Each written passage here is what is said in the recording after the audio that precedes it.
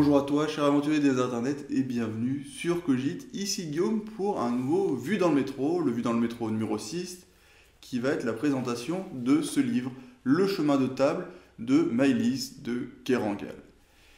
Et une fois n'est pas coutume, pour ce sixième ouvrage que je vais présenter, c'est un livre encore une fois un peu particulier, et ce pour de nombreuses raisons. Première raison, il est particulièrement court, vous pouvez le voir. Et donc pour les petits lecteurs ou pour ceux qui voudraient se lancer dans une nouvelle lecture ou se relancer dans la lecture, c'est un bon point, un livre court que vous allez pouvoir dévorer et c'est d'une variation par rapport au livre que j'ai présenté jusque-là.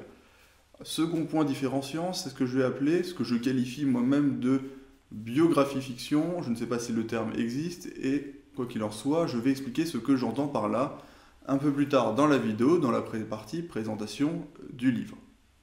Et enfin, le dernier point qui fait que ce livre est particulier, c'est que c'est un ouvrage de commande et qu'à ma connaissance, aucun des autres livres que j'ai vu présenter jusque-là n'était un ouvrage de commande. Alors un ouvrage de commande, qu'est-ce que c'est? Eh bien ce n'est pas Maëlys de Kerangal qui a choisi, qui a voulu écrire ce livre. Bon, elle a accepté de l'écrire, mais c'est une commande, donc des éditions Seuil pour leur collection Raconter la vie, qui fait que Maëlys de Kerangal s'est penchée sur ce sujet et a écrit ce livre. Le but en fait de la collection Raconter la vie est porté par son responsable, Pierre Rosanvallon. Le but de Pierre Rosanvallon et de la collection Raconter la vie, c'est de présenter les invisibles. C'est en fait tout simplement les citoyens dont on ne parle pas habituellement et ainsi de faire une nouvelle critique sociale. Mais tout d'abord, parlons un peu de notre héroïne du jour, de notre auteur, Maëlys de Kerangal, et de son nom complet, Maëlys Le Gall de Kerangal.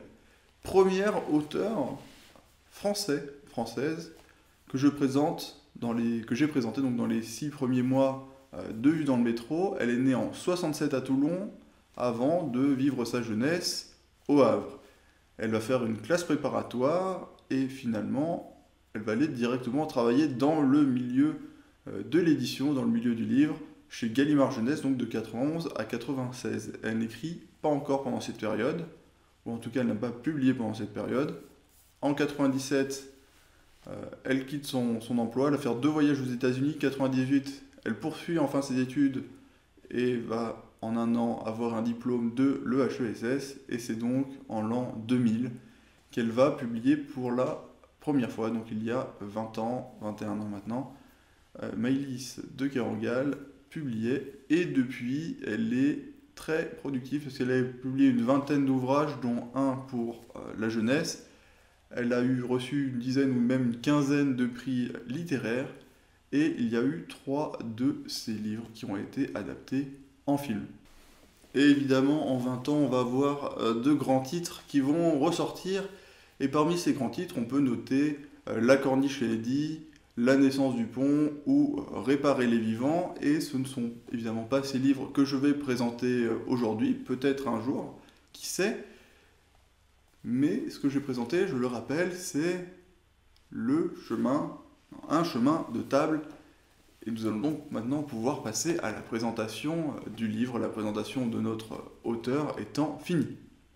Donc un chemin de table, ça va être difficile de vous spoiler, hein, ce n'est même pas possible, ce n'est pas un livre à intrigue, comme j'ai pu le dire, c'est une biographie, ou une fiction biographie comme je l'entends, et donc, évidemment, avec un livre à tendance biographique, il n'y a pas d'intrigue particulière à vous révéler, je ne vous spoilerai donc pas du tout, vous n'avez pas besoin de faire attention pendant la suite de la vidéo si vous voulez lire le livre ensuite. Je vais d'abord revenir sur ce que j'entendais comme particularité, comme une biographie fiction, quand je qualifie ce livre de biographie fiction. Donc je ne dis pas que le personnage qui est décrit est fictif. Moreau, donc le cuisinier, le personnage principal de ce livre, n'est pas fictif, il existe bien, même s'il existe sous un autre nom. C'est tout le sel et c'est tout le but des éditions Seuil dans leur collection Raconter la vie, c'est de raconter des histoires vraies pour faire découvrir des vrais modes de vie, des vraies personnes. Donc ce n'est pas là qu'est la fiction. Le côté fictif, c'est un peu plus sur le côté relation entre la narratrice, donc notre auteur, et le personnage. Parce que Moreau, on va l'appeler par son nom fictif, a rencontré Maëlys de Kerangal dans le cadre d'un rendez-vous professionnel dans le cadre de la commande des éditions Seuil. Et dans le livre, la relation qui va être décrite, c'est plus une relation amicale, comme si elle l'avait accompagné à travers les années et à travers sa vie. Donc ça crée une proximité, mais en même temps, on est directement sur un peu plus de fiction, on n'est pas dans la réalité absolue de l'histoire. Et un autre point qui rend les choses un peu fictives, c'est en fait la commande, tout simplement parce que c'est un livre, comme j'ai dit, qui était court pour décrire une vie, et du coup, comme on suit notre personnage principal de son enfance jusqu'à un âge mature, même si on ne le connaît pas vraiment, c'est qu'on va avoir des segments de vie. On va faire des bonds à travers sa vie pour découvrir un peu son fonctionnement, mais on n'a pas une vraie continuité, et nécessairement, ça va nous écarter un peu plus du propos, du fait des exigences de la commande pour avoir ce type d'ouvrage court. Et je pense que sans doute notre auteur aurait voulu nous en dire plus, peut-être même Moreau aurait voulu qu'on puisse en dire plus sur sa vie, sur son histoire pour mieux le comprendre, mais le choix d'édition n'a pas été celui-là, et effectivement ça donne ce petit côté fiction que j'ai essayé de faire ressortir quand je parlais de biographie, fiction, mais revenons-en à notre livre. Revenons-en au livre donc, et vous l'avez compris, nous suivons les aventures de Moreau, donc, qui est un cuisinier, et donc on le suit dès son enfance, les premiers contacts avec l'art culinaire en famille, dans la cuisine de famille, quand il découvrait un peu les débuts de la technique. Après on le suit quand il est alors étudiant en sciences économiques, quand il part à l'étranger, il voyage, la cuisine le suit de loin. Et puis finalement le retour de la passion, le moment où il décide de devenir vraiment cuisinier.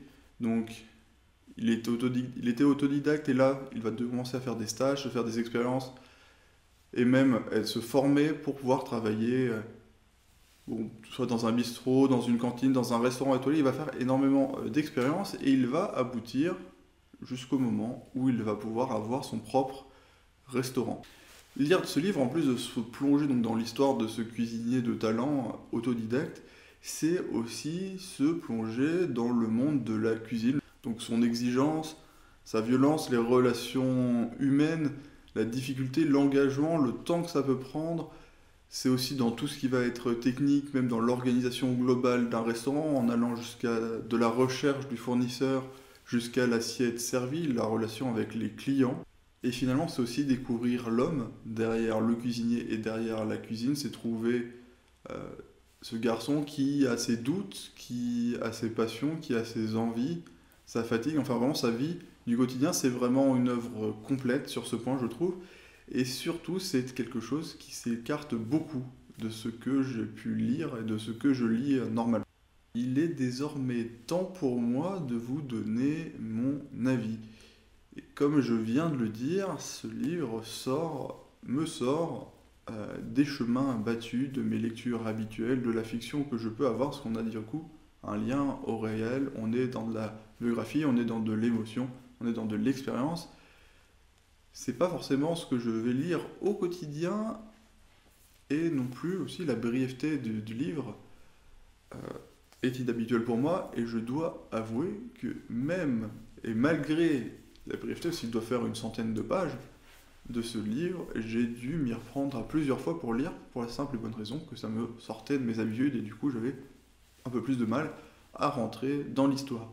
Mais, vous l'avez pu le sentir dans ma description, ça m'a vraiment intéressé, c'est bien écrit, et j'espère et je pense que je vais lire d'autres livres de Maëlys de Kerangal, parce que là elle était dans le cadre d'une commande, dans un carcan, et j'aimerais bien voir son écriture se développer de façon un peu plus libre. Ça m'a fait sortir de mes habitudes, ça m'a plu, la plume m'a plu. Pour moi, ça va être un 7,5 sur 10, peut-être un 8, mais je pense 7,5 sur 10. C'est un bon livre, je vous conseille de le lire. Alors du coup, à toi, à vous, à chacun d'entre vous, à vos amis, découvrez ce livre, évidemment. N'hésitez pas à le lire. Si vous l'avez déjà lu, n'hésitez pas à donner votre avis en commentaire, en parler. Quand vous l'aurez lu, n'hésitez pas non plus à revenir. Notre escale ici arrive à son but. Alors si jamais ça vous a plu, n'hésitez pas à vous abonner, à faire partie de la famille Cogite. N'hésitez pas à aller jeter un coup d'œil à une autre vidéo, à partager.